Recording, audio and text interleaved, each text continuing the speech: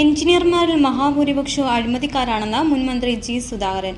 കുട്ടനാട് പാക്കേജിന്റെ നടത്തിപ്പ് ക്രമങ്ങളിൽ ആദ്യം മുതലേ കുഴപ്പങ്ങളുണ്ടെന്ന് പറഞ്ഞിട്ടും അതിന്മേൽ ഒരു പരിഹാരവും കാണാൻ ഗവൺമെന്റ് തയ്യാറാകുന്നില്ലെന്നും ജി സുധാകരൻ പറഞ്ഞു. എഞ്ചിനീയർമാർ ഈ വസ്തുത കണക്കിലെടുക്കുന്നത് അവരാണ്, ഗവൺമെന്റാണ് നടത്തുന്നത്.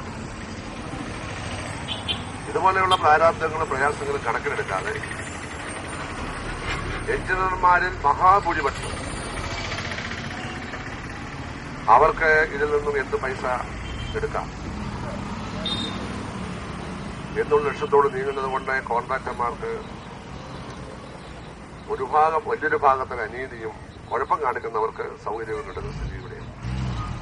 അടങ്കലിലെ അപാധകൾ പരിഹരിച്ച് കുട്ടനാട് പാക്കേജ് കാര്യക്ഷമമാക്കണമെന്നാവശ്യപ്പെട്ട കേരള ഗവൺമെന്റ് കോൺട്രാക്ടേഴ്സ് അസോസിയേഷനും കർഷക പ്രതിനിധികളും സംയുക്തമായി ആലപ്പുഴ കുട്ടനാട് പാക്കേജ് എക്സിക്യൂട്ടീവ് എഞ്ചിനീയറുടെ ഓഫീസിന് മുന്നിൽ സംഘടിപ്പിച്ച ഉപരോധ സമരം ഉദ്ഘാടനം ചെയ്ത് സംസാരിക്കുകയായിരുന്നു അദ്ദേഹം.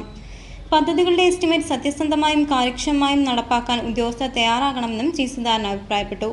ഉപരോധ സമരത്തിൽ കേരള ഗവൺമെന്റ് കോൺട്രാക്ടേഴ്സ് അസോസിയേഷൻ സംസ്ഥാന പ്രസിഡന്റ് വർഗീസ് കണ്ണമ്പള്ളി അധ്യക്ഷത വഹിച്ചു.